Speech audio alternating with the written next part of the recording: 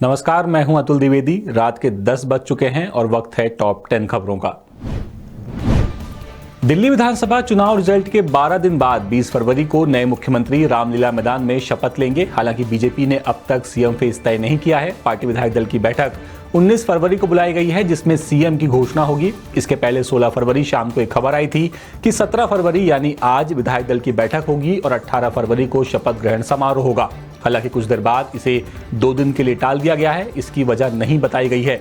BJP सूत्रों के मुताबिक शपथ ग्रहण कार्यक्रम दिल्ली के रामलीला मैदान में होगा। इसमें पीएम मोदी, केंद्रीय मंत्री, बीजेपी और एनडीए शासित 20 राज्यों के मुख्यमंत्री और डिप्टी सीएम शामिल होंगे। इसके अलावा उद्योगपति, फिल्म स्टार, क्रिकेट खिलाड़ी, साधु संत और राजनयिक भी आएंगे। सुप्रीम कोर्ट ने सोमवार को पूजा स्थल कानून से जुड़ी 7 याचिकाओं पर सुनवाई टाल दी। दरअसल इस केस की सुनवाई 2 जजों की बेंच में होनी थी। सीजेआई संजीव खन्ना ने कहा कि आज सिर्फ 2 जजों की बेंच बैठी है, ये मामला किसी और दिन देखेंगे। सीजेआई ने इस मामले पर दाखिल इंटरवेंशन एप्लीकेशन पर कहा कि आज हम ऐसी कोई भी याचिका नहीं स्वीकार करेंगे, इनकी भी एक सीमा होती है। आज सुप्रीम कोर्ट को एआईएमआईएम चीफ असदुद्दीन ओवैसी की याचिका पर भी सुनवाई करनी थी। उनकी याचिका को पहले से पेंडिंग 6 याचिकाओं के साथ जोड़ा गया है। ओवैसी ने याचिका में 1991 के प्लेसेस ऑफ वर्शिप एक्ट को लागू करने की मांग की है। कानून के मुताबिक 15 अगस्त 1947 से पहले अस्तित्व में आए किसी भी धर्म के पूजा स्थल को किसी दूसरे धर्म के पूजा स्थल में नहीं बदला जा सकता।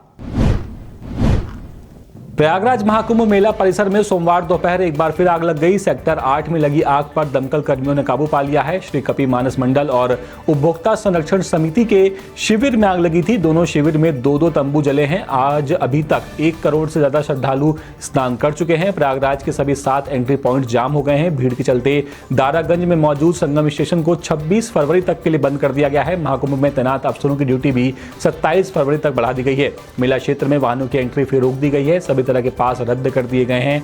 प्रयागराज से गुजरने वाली 19 ट्रेनों का रूट बदला गया है। वाहनों को संगम से 10 से 12 किलोमीटर दूर पार्किंग में रोका जा रहा है, जिससे लोगों को संगम तक पैदल चलकर आना पड़ रहा है। दिल्ली में यमुना की सफाई का काम सोमवार को शुरू हो गया। बीजेपी ने हालिया चुनाव में इसे बड़ा मुद्दा बनाया था कि नदी की सफाई के लिए 3 साल का समय तय कर दिया भी गया है। एलजी वीके सक्सेना ने मुख्य सचिव के साथ बैठक के बाद सफाई के निर्देश दिए। एलजी ऑफिस के मुताबिक यमुना की सफाई 4 चरणों में होगी। पहले चरण में नदी से कचरा और गाद हटाई जाएगी। साथ ही नजफगढ़ ड्रेन, सप्लीमेंट्री ड्रेन और अन्य बड़े नालों की सफाई भी होगी। इसके अलावा सीवेज ट्रीटमेंट प्लांट की निगरानी रखी जाएगी।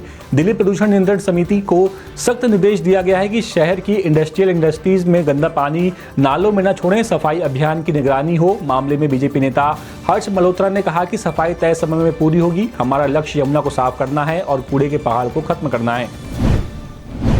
देश के मुख्य चुनाव आयुक्त राजीव कुमार 18 फरवरी को रिटायर हो रहे हैं। ऐसे में नए चीफ इलेक्शन कमिश्नर की नियुक्ति होनी है। इसके लिए पीएम मोदी, गृह मंत्री अमित शाह और लोकसभा में विपक्ष के नेता राहुल गांधी की मीटिंग हो रही है। ये बैठक पीएमओ में चल रही है। ये पहली बार है जब देश के मुख्य चुनाव आयुक्त की नियुक्ति के लिए सिलेक्ट कमेटी गठित की गई है। आपको बता दें कि इलेक्शन कमीशन एक 3 सदस्यीय निकाय है। इसमें 1 मुख्य चुनाव आयुक्त होते हैं और 2 चुनाव आयुक्त भी शामिल होते हैं।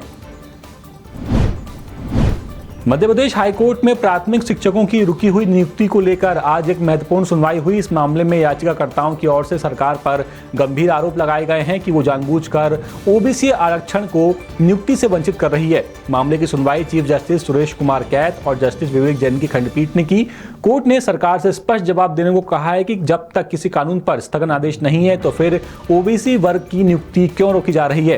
राज्य सरकार की ओर से पेश महाधिवक्ता ने अपना पक्ष रखते हुए कोर्ट में के सामने दलील दी है कि शिवम गौतम बनाव एमपी शासन एवं अन्य मामले में पारित 4 मई 2022 के एक अंतरिम आदेश का हवाला दिया गया है और महाधिवक्ता ने दलील दी है कि इस आदेश के मुताबिक 50% से अधिक वर्टिकल आरक्षण लागू नहीं किया जा सकता और इसी के चलते ओबीसी अभ्यर्थियों की नियुक्ति रोकी गई है।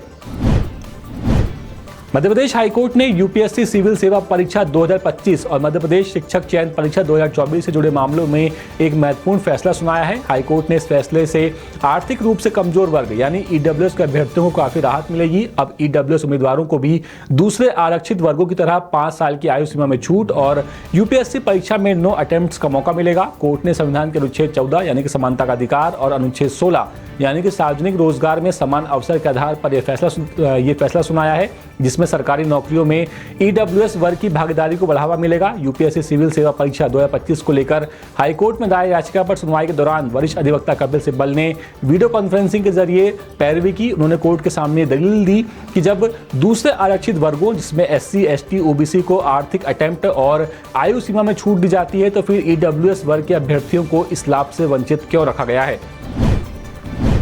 भोपाल के आईएसबीटी पर मौजूद पेट्रोल पंप जमीन आवंटन मामले में ईओडब्ल्यू ने उप नेता प्रतिपक्ष हेमंत कटारे और उनके भाई, पत्नी, मां सहित 2 अफसरों पर केस दर्ज किया है। कटारे पर एफआईआर दर्ज होने पर पूर्व केंद्रीय मंत्री और कांग्रेस नेता जयराम रमेश ने बीजेपी सरकार पर हमला बोला है। पूर्व केंद्रीय मंत्री जयराम रमेश ने एक्स पर लिखा कि अजब गजब मध्य प्रदेश भाजपा सरकार नर्सिंग घोटाले और परिवहन घोटाले का खुलासा करने वाले उपनेता प्रतिपक्ष हेमंत सत्यदेव कटारे पर फर्जी मुकदमा दर्ज कर रही है, लेकिन घोटाले में शामिल एक आरक्षक जिसकी संपत्ति 100 करोड़ से अधिक है, इस प्रकरण में भाजपा के मंत्री एवं किसी भी अफसर पर कोई एफआईआर दर्ज नहीं की गई। इंडियन ओवरसीज कांग्रेस के अध्यक्ष और राहुल गांधी के करीबी सैम पित्रोदा ने कहा है कि भारत को चीन को अपना दुश्मन मानना बंद कर देना चाहिए। चीन से खतरे को अक्सर बढ़ा चढ़ाकर पेश किया जाता है। हालांकि कांग्रेस ने सैम पित्रोदा के बयान से किनारा कर लिया है। पार्टी महासचिव जयराम रमेश ने कहा कि सैम पित्रोदा के चीन पर व्यक्त किए गए विचार कांग्रेस के विचार नहीं है। दरअसल एक इंटरव्यू में सैम पित्रोदा ने कहा था कि चीन को दुश्मन मानने के बजाय उसे सम्मान देना चाहिए। मुझे समझ में नहीं आता कि भारत को चीन से क्या खतरा है। हम सभी को साथ आकर काम करना चाहिए। भारत को चीन के प्रति अपने नजरिए को बदलने की जरूरत है।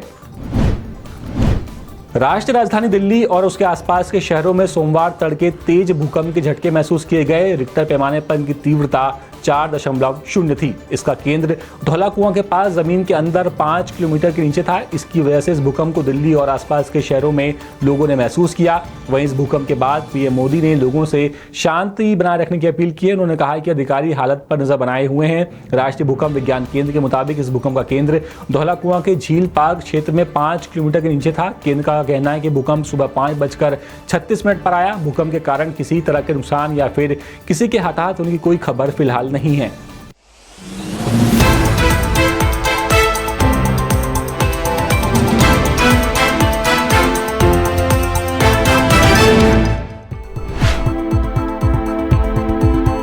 लेटेस्ट, इन्वेस्टिगेटिव और इन डेप्थ खबरें देखने के लिए ज्वाइन कीजिए द सूत्र का व्हाट्सएप चैनल, सब्सक्राइब कीजिए यूट्यूब चैनल, लाइक कीजिए फेसबुक पेज और पढ़ते रहिए वेबसाइट www.dasudra.com।